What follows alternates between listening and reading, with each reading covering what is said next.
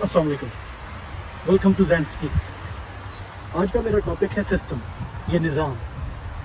इस वक्त मीडिया के अंदर जितने भी किरदार हैं, जितनी भी पार्टियां हैं, चाहे वो नून लीग हो, चाहे वो पीपल पार्टी हो, चाहे वो जमात इस्लामी हो, चाहे कोई भी पार्टी है, PTI हो, छोटी से लेकर बड़ी पार्टी इस वक्त इस सिस्टम को ताने देती है, इस सिस्टम को चेंज करने के लिए आवाज़ उठाती है और यही कहते हैं कि जो कुछ हो रहा है सिस्टम की वजह से हो रहा है, इस निज़ाम की वजह से हो रहा है। ये सिलसिला शुरू कब हुआ? ये सिलसिला शुरू होता है 23 दिसंबर 2012 को, जब पीपल पार्टी की गवर्नमेंट थी, जरदारी साहब सदर थे और डॉक्टर ताहिरुल कादरी, एक नाम, एक चेहरा आप सब लोगों को याद होगा।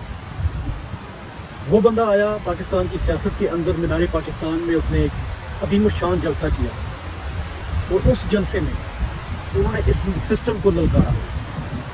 वो पहला बंदा था जिसने इस सिस्टम की खराबियों को हाईलाइट किया। उस बंदे ने अवाम को एक एक चीज़ पढ़ाई, आपके कॉन्स्टिट्यूशन से लेके जितने भी ग्लिचेस आते हैं सिस्टम के अंदर, आपके कानून के अंदर जो लूप होल्स हैं, आपके आइन के आर्टिकल के अंदर जितने लूप होल्स हैं और जो जिसको हमें पूरा करना चाहिए था लेकिन हम नहीं कर पा रहे, वो उस बंदे ने हमें सबक पढ़ाया। 2012 का उसकी तकरीर उठा के देखें, उसके बाद 2013 का धरना देखें, 2014 का धरना देखें।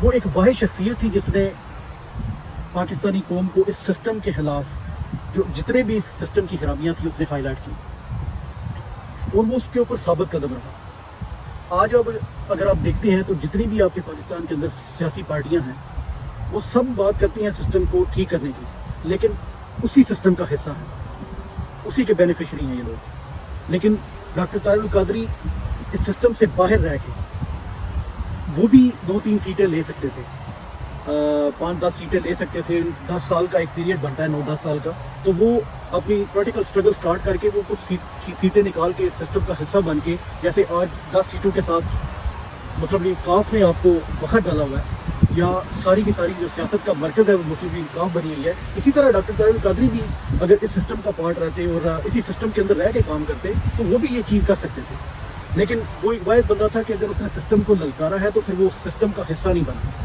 वो सिस्टम से बाहर रहा। आपको उनकी सियासत से इख्तलाफ हो सकता है, उनकी किरदार से, उनकी शख्सियत से आप इख्तलाफ कर सकते हैं, ये सबका हक है, लेकिन आपको उस बयानिए से जो उसने दिया, उस शख्सियत ने जो बयानिया दिया, वो आज हर जुबान के ऊपर अब सुनने को मिलेगा आपको।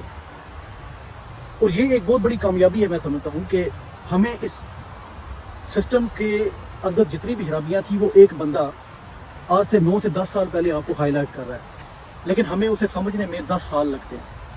आपकी इस्टेब्लिशमेंट को, आपकी सियासी पार्टी को 10 साल हमें लगे उधर पहुँचने के लिए जिस पे डॉक्टर ताहिरुल कादरी की शख्सियत 10 साल पहले खड़ी थी। अब आते हैं कि इस सिस्टम को ठीक कैसे किया जाए। ये सारा रोड मैप उन्होंने दिया था अपने जलसों में, अपनी तकारीर में। उसमें आप सवाल एक उठता है कि बेशक अगर उन्होंने सिस्टम दिया लेकिन उसके बाद वो मुल्क में नहीं थे, एक सवाल बनता है कि अगर इस सिस्टम को ललकारना था तो फिर उस मुल्क के अंदर रह के उन्हें ललकारना चाहिए था, क्योंकि ये इनफ नहीं है। ये मैं आम इंसान बोल रहा हूँ, ये इनफ नहीं है कि जब आप सिस्टम को ललकारते हैं और आप 1-2 साल के लिए सिस्टम को ललकारें और उसके बाद आप सिस्टम से बाहर चले जाएं और दोबारा से 5-7 साल बाद जब सिस्टम को दोबारा से आप ललकारते हैं आके, यही चीज़ जो है वो देखने वाली है। अब सिस्टम जो है वो ठीक है, मैं मानता हूँ कि सिस्टम में खराबियाँ हैं, लेकिन इसे ठीक भी हम ही लोगों ने करना है। आप ये सोचें कि हम लोग चेंज होने के लिए तैयार हैं, कि हम अपने अंदर जो हमारा सिस्टम है क्या उसे बेहतर करने के लिए तैयार हैं। आप हर बंदे को देखें, हर बंदा अपनी ज़ात के पीछे पड़ा हुआ है और अपने अंदर की जो खराबियां हैं उसे वो ठीक करने के लिए तैयार नहीं है। ये सिस्टम तब ठीक होगा जब हम खुद ठीक होंगे। इस सिस्टम को कोई सियासी जमात, कोई इस्टेब्लिशमेंट, कोई अदलिया, कोई इदारा ठीक नहीं कर सकता जब तक हम खुद नहीं ठीक होंगे। अगर फर्ज करें आपने सिस्टम चेंज कर लिया, आपने ठीक कर लिया, एक नया निज़ाम आ जाता है इस मुल्क के अंदर, तो क्या आप समझते हैं कि सब कुछ ठीक हो जाएगा? نہیں، کیونکہ ہم وہی ہیں جو پہلے تھے، ہم تبدیل نہیں ہوئے. ہمارا سسٹم اگر چینج ہو بھی جائے گا لیکن ہم وہی کے وہی ہیں. کیا ہم نے کرپشن چھوڑی؟ کیا ہم نے جھوٹ بولنا چھوڑا؟ کیا ہم نے 2 نمبریاں چھوڑی؟ کیا ہم نے اس ملک کو آگے لے کے جانے کے لیے جو چیزیں درکار تھیں اس کے اوپر ہم چلے؟ نہیں. یہ وہی وکیل رہیں گے، وہی ججز رہیں گے، وہی جرنیل رہیں گے، وہی سسٹم رہے گا. اسی سسٹم کے اندر یہ ساری پارٹی رہے گی. اگر سسٹم ہم چینج بھی کر لیتے ہیں تو یہ سب کچھ ہم چینج نہیں کر سکتے. عمران خان نے اسی سسٹم کے اندر رہ کے اس کو چینج کرنے کی کوشش کی، جو کہ ناکام رہا پہلی اٹیمپٹ. آگے کیا بنتا ہے یہ تو دیکھنے کو ملے گا، لیکن جب تک ہم خود چینج نہیں ہوں گے تب تک یہ سسٹم چینج نہیں ہوگا، اور اس سسٹم کو چینج کرنے کا فائدہ بھی ہے. کیونکہ غریب عوام پہلے بھی مر رہی تھی، وہی عوام آج بھی مر رہی ہے، اور وہی عوام اگر یہ سسٹم چلتا رہا اور ہم خود چینج نہ ہوئے اور سسٹم کو چینج نہ کیا گیا تو یہ عوام پھر سے اسی طرح روتی پیٹتی رہے گی. خدا را اس ملک کو سنوارنے کے لیے اپنا کردار ادا کریں. ہمیں چینج ہونا پڑے گا، ہمیں اپنی سوچوں کو چینج کرنا پڑے گا. کوئی سسٹم، کوئی ادارہ کچھ نہیں کر سکتا جب تک ہم خود نہیں چینج ہوں گے. ہر بندے کو اپنی رسپانسبلٹی لینی ہوگی.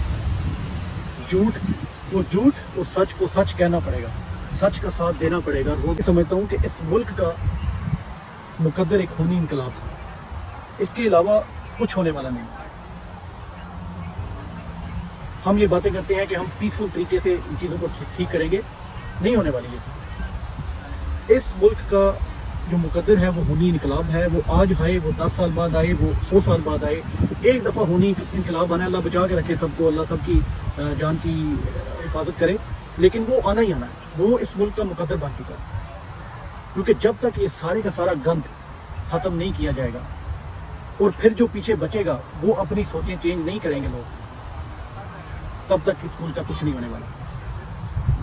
میں امید کرتا ہوں کہ آپ کو یہ ٹاپک پسند آیا ہوگا. آگے بھی انشاءاللہ مزید انٹرسٹنگ ٹاپک لے کے آؤں گا آپ کے سامنے، اور یہ امید رکھوں گا کہ آپ اس کو شیئر کریں گے، اس کو پسند کریں گے. Thank you very much. Pakistan زندہ باد، پاکستان زندہ باد.